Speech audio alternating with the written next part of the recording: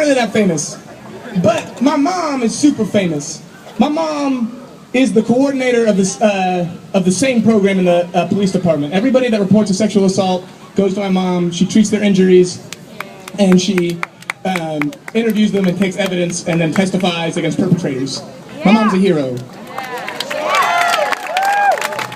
My mom taught me about good consent. Did y'all's mom teach y'all about good consent?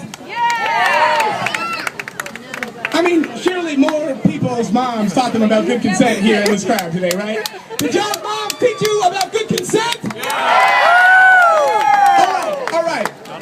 So, when people, and that means talking to folks before you do things to them, right? You know, asking them about how we're gonna relate to each other, you know? Doing things with permission. Right. Monsanto has never asked our permission. Right. They didn't ask our permission when they invented the most unnatural, unholy thing you could possibly imagine, the Terminator gene that prevents plants from reproducing on their own and keeps farmers shackled in debt to a corporation for the rest of their lives. They didn't ask us. And they don't ask the farmers that are neighbors to the farmers that bought the crops with the Terminator gene, that then get the Terminator gene in their crops and then are then sued for copyright infringement because of the natural organization of pollen hitting each other and pollinators. That's messed up. That's messed up.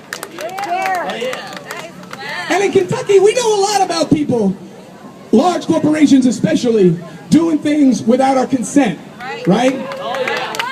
We know about what they're doing to our mountains and our streams in eastern Kentucky. That's right. We didn't consent to have selenium in our water.